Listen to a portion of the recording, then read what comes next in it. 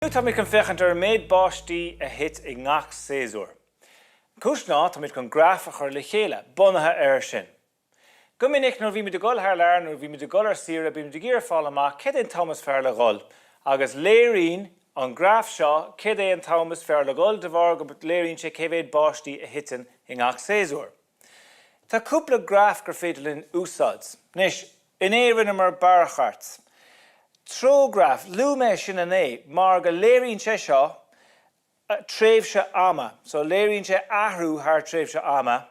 Agus be me de duineh an ceann seáneo, se é Piechart agus léirín sé an tólas I bhfuirm curcail. Nis, bhfuil is agah céhéad céim atá gurcail.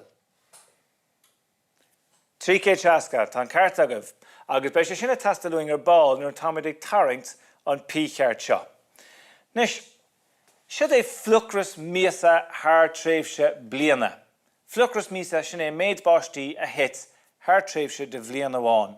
Feice tú go bhfuil an ais na haisina againn mar a bhí agoing sa Piechart, agus tá na lipéidí againn sin é méid báistí a hit I milliméadar, agus míana na bliana ag amón, agus feice tú go bhfuil na séasuir scríofa agam I nachanna difriúla.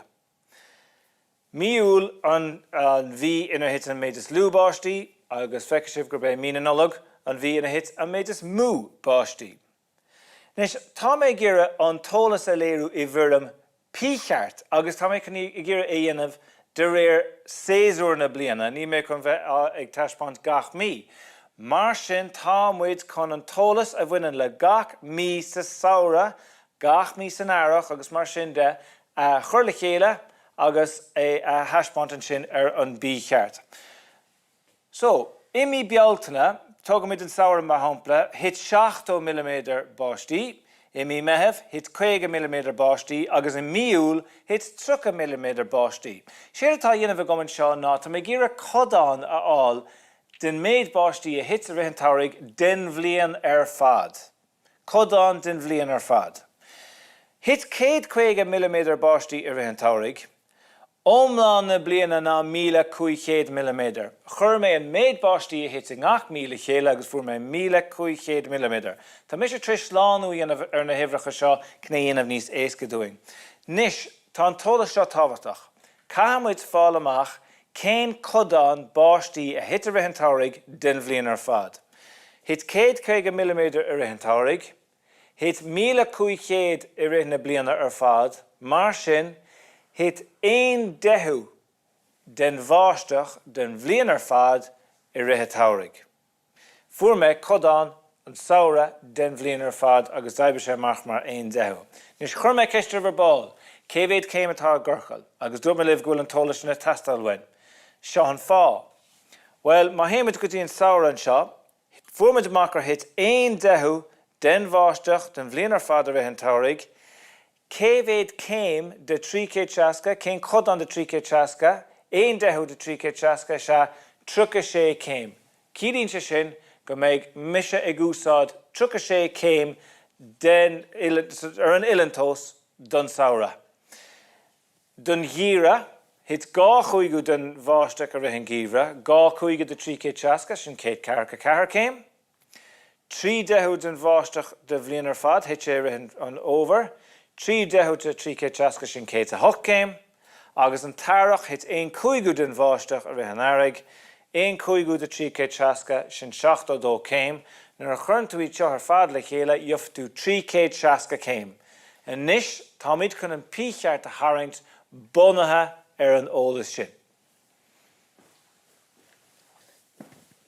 Nis, seo iad na hillenacha tá scríofa agam ar an gláirbáin, an gíomhra 144 céim agus mar sin de. Nis, beag an tólas seo tastalhain, géir uileann agus muileann agus cúis ná go bhfuil ráthrád de ibhreacha ar an illantós, agus caiithtas a is a bheith agat cén sais uileann atá a tharraingt agat nuair tá tú gúsáid an illantós. Tá mé sé chun marc a chur le mo chumpas ar an bápéir agus duine mé mo churcail mar seo. Caiithú duine cínta go bhfuil sé dírithe chun churcail cartaíonna. Nis, chur mé marc le mo feanluí dírithe lár an churcail a rís just chun go mé sé siléir gom, agus tarangóid mé lína díreach síos agus be mé an tús a chuirla a Piechart an sin. Nis an ché ceanníons me ná an dhíomhre agus céad carcha car céim an tá sin. Cur mé má ilantós díreach an líne agus an lár faointe an buinte lár a churcail. Céad carcha car céim is muil ilané, tá sé hús an seo agus sin é díreach an sin. Cur mid spot an sin agus ceanglóid a dá faointe lena chéile. Agus sin é an dhíomhre an seo. Nis duine an fómhar, céad a 8 céim a ríist, cur dá ilantós an líne. Céad a 8 céim, tá sé is muil inané a ríist, tá sé hús an seo, agus díreach an sin.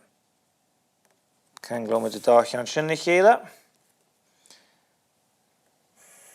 Sin é an fómhar.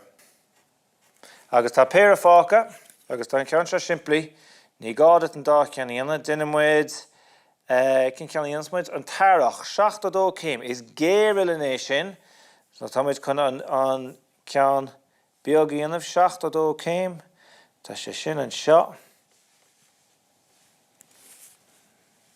Agus sin é an tarach, agus cídíonn sé go bhfuil fáca an seo an saoraigh an saora an sin. Mar sin é de Piechart tarnaithe agat, agus deir sé sin lom gur bé an saora an séasuir leis an méid is lú báistí. Bí cuairmar chuir tá gúsáid a ilantós go núsáidan tú na himhreacha carta agus go bhfuil de dhéirilean agus de bhfuilean ar rólas agat. Tá sé sin an táhachtach.